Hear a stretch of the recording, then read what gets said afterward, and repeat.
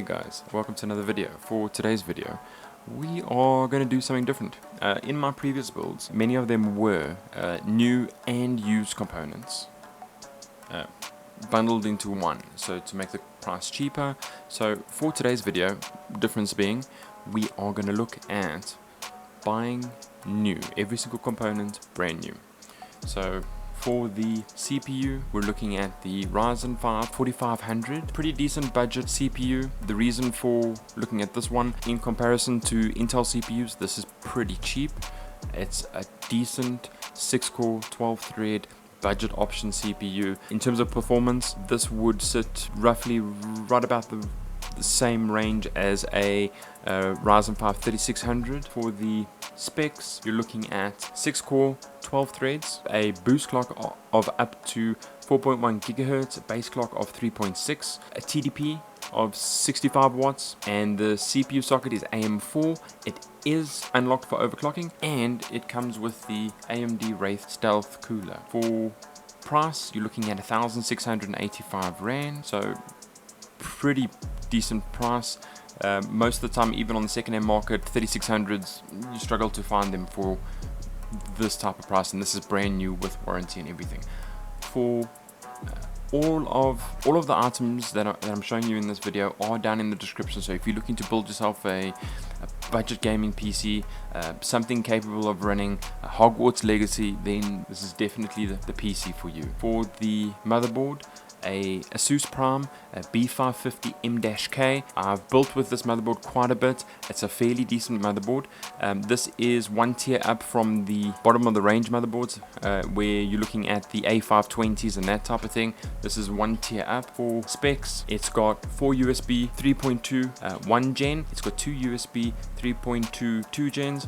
It's got HDMI output if you've got a CPU that supports it. For PCIe, it's got PCIe 4.0 Gen 16 support. So if you're using something like a Radeon RX 6500, then it would work fine in this motherboard as long as you've got a CPU that supports it. In terms of, it's got DDR4 support, so the memory, the RAM is DDR4, and it takes 4. So for this build, we're looking at 2 8-gig sticks, but you can upgrade it to 4 8-gig sticks, so you can get it up to 32 gigs. So a nice bit of upgrading in the future. The motherboard itself supports 4000 series and 5000 series and 3000 series. So if you are or have a 3600, 3700, 3800, you can upgrade with this motherboard. Not only that, from the CPU that we're looking at, which is the Ryzen 5 4500, you can upgrade to the 5000 series. So you can go up to a 5600 if you needed to upgrade at a later stage. Not only that, in terms of M.2s, it supports 2 M.2s. For this build itself, we're looking at a normal SATA SSD drive, but this allows you to upgrade in future, so you can expand the memory, build up a gaming library and that type of thing. For the price on the motherboard, 2,020 Rand. Again, links down in the description. For RAM, Corsair Vengeance LPX 8GB DDR4 RAM. It's a 3000 megahertz memory module. 2 of these will set you back just over 900 Rand. 16 gigs, perfectly suited for something like Hogwarts Legacy. For the case, we're looking at the Armageddon Nimitz N5 Aurora. It's a micro ATX case, so the motherboard will fit perfectly since it's micro ATX. It does come with a glass side panel, and it's got RGB on the front. I've built in this a few times. It's a very budget, very cheap case, so you can upgrade at a later stage, but for the time being, this might just do the job. Price 680 Rand. For the power supply, an Antec Atom V450 550 watt power supply. I've built a lot of budget builds with this power supply. One thing nice about it, it's got a 6+2 pin PCIe plug, so 8-pin plug, so got a little bit more options when getting graphics cards with this power supply. 550 watt for a budget power supply is an excellent size.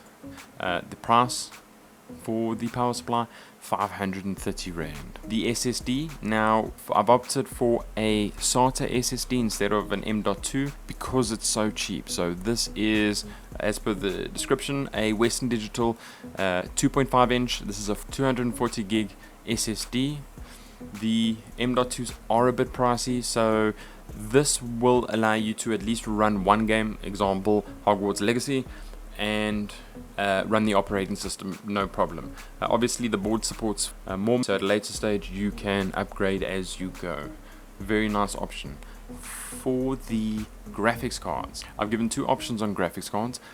The reason being is because I've done a video on the R10k previously, and within a few months it was sold out, so there's no guarantees. So these are the same price. The first one is the Asus Phoenix GTX 1650 4GB. It's the DDR5 version and solid budget graphics card, obviously new with warranties and all that stuff. Links in the description. On this graphics card, if you're playing something like Hogwarts Legacy native, you'll be pushing about above 30 to 40 FPS, which is actually perfectly fine for a game like Hogwarts Legacy. If you enable FSR quality, benchmarks will come afterwards. If you enable FSR quality, you'll be able to push it up to about 60 FPS, which is perfectly fine. And then GTX 1660 Super 6GB, excellent card. This is from R10k, and again, as per the pricing, pretty much the same. I'm not entirely sure. The R10k comes from Macro. I'm not entirely sure what their delivery charge is. Whereas with First Shop, which is the place where most of these components come from, you'd be looking at I think it's a free delivery. Yeah, so interesting one that. It might be because of my location, so where I am from them, but keep an eye out for that. It might just be free delivery for you as well. In terms of benchmarking, so this set to FSR 2 quality, in-game and low settings, you're looking at 66 FPS. Obviously if you bump up the resolution, you can run at about 50, and then if you're running native without SFR on, you're running at just above 30 to about 40. Total cost of build, so the Asus Prime B550 M-K 2200, the Asus Phoenix GTX 1650, all the 1660, roughly the same price. The Western Digital 240 gig SSD, the Nimitz case, 680, the R10k Atom, 550 watt power supply, 530, 2 sticks, so you would need 16 gigs. It's recommended that you get 16 gigs, so 2 sticks. You're looking at 470 Rand each, total 940 Rand, and then for the CPU, 1,685 Rand. Total cost of build, 10,200 Rand. With First Shop, as far as I can tell, you get free delivery. I'm not entirely sure if you get that with Macro, but again, thanks very much for watching. All of the items in this video are linked in the description. If you have any questions, feel free to leave a comment, and thanks very much for watching. Like, subscribe, and I'll catch you in the next video.